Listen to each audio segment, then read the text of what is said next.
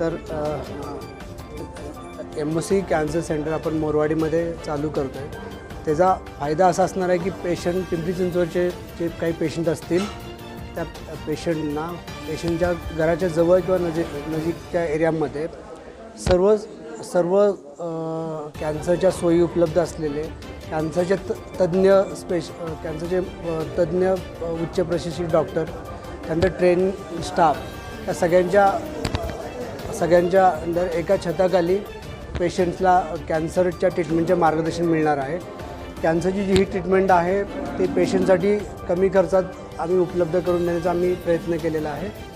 आणि दुसरी गोष्ट म्हणजे MOC कॅन्सर सेंटरमध्ये जी केली जाणारी ट्रीटमेंट आणि मोठ्या हॉस्पिटलमध्ये जी केली जाणारी ट्रीटमेंट यामध्ये खूप फरक असणार आहे. मोठ्या हॉस्पिटलमध्ये पेशंटचे नातेवाईक आहेत ते जेव्हा येतात तेव्हा प्रत्येक गोष्टीसाठी जसं फार्मसी असेल, बिलिंग असेल, इन्शुरन्स डिपार्टमेंट असेल, प्रत्येकासाठी प्रत्येक डिपार्टमेंटला जावं लागतं. पेशंटच्या नातेवाईकांचा पुन्हा बराच त्रास होतो.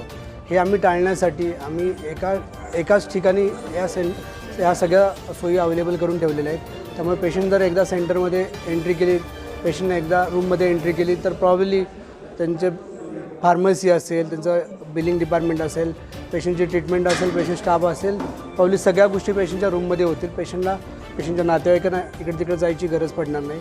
पेशंटचे जी ट्रीटमेंट आहे कमी वेळामध्ये आणि योग्य त्या प्रकारे योग्य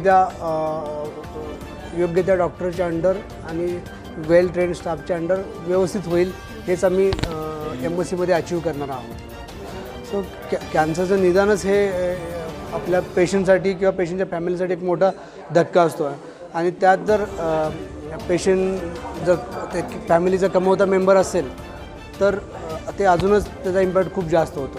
तर आम्ही पहिली गोष्ट म्हणजे पेशंटचं कॅन्सरचं योग्य निदान करतो. पेशंटची कॅन्सर स्टेज, पेशंटचा टाईप तो कोणता आम्ही पहिल्यांदा बघतो. त्याची ट्रीटमेंट काय आम्ही डिसाईड करतो. त्यानुसार आम्ही पेशंटचं काउन्सिलिंग करतो. जर पेशंटचा आजार बरा होणारा असेल तर प्रॉब्ली आम्हाला कोणतीच गोष्ट लपवायची गरज नाही. पेशंटला आम्ही सगळ्या गोष्टी सांगतो. तुझा दुसऱ्या स्टेजचा कॅन्सर आहे पण तो 100% बरा होणार आहे. आम्ही अशा प्रकारे पेशंटचं काउन्सिलिंग करतो की पेशंटचे जे कॅन्सरमुळे कॅन्सरची भीती, कॅन्सरच्या ट्रीटमेंटची भीती प्रॉब्ली निघून जाते. जर पेशंट ॲडव्हान्स स्टेजचा कॅन्सर असेल आणि पेशंट खूप डिप्रेस असेल तर आमच्याकडे जेनरिक काउन्सिलर, सायकोलॉजिकल काउन्सिलर आहेत. आम्ही टीमनं पेशंटचं काउन्सिलिंग करून पेशंटचं जे इश्यू आहेत, डिप्रेशन असेल किंवा टेन्शन असेल, आम्ही ते कमी करण्याचा प्रयत्न करतो आणि योग्य ते ट्रीटमेंट योग्य त्या डोसमध्ये योग्य त्या वेळी आपण करून पेशंटचे जे इश्यूज आहेत आम्ही सॉल्व करण्याचा प्रयत्न करू. आपण आता पिंपरी चिंचवडचा विचार केला तर सगळ्यात महत्त्वाचा कॅन्सर आहे पुरुषांच्यामध्ये ओरल कॅव्हिटी कॅन्सर. जसं की जिभेचं कॅन्सर असेल, घशाचा कॅन्सर असेल, हे खूप कॉमन कॅन्सर आहेत. त्यानंतर फुफ्फुसाचा कॅन्सर आणि प्रोस्टेटचा कॅन्सर हे पुरुषांच्यामध्ये कॅन्सर्स आहेत. स्त्रियांच्यामध्ये ब्रेस्टचा कॅन्सर सगळ्यात जास्त आहे. त्यानंतर गर्भाशयाचा आणि त्यानंतर अंडाशयाचा, हे 3 कॅन्सर स्त्रियांच्यामध्ये आणि पुरुषांच्यामध्ये हे 3-4 कॅन्सर कॉमन आहेत. तर यांचं लवकर निदान करण्यासाठी आपल्याला ह्या कॅन्सरची लक्षणं माहिती असणे गरजेचं आहे. जसं की ओरल कॅव्हिटी कॅन्सरमध्ये 2-3 लक्षणं आहे की तोंडामध्ये पांढरे डाग असणे किंवा लाल डाग असणे, हे प्री मॅलिग्नंट म्हणजे कॅन्सरच्या सुरुवातीच्या स्टेजचं आहे.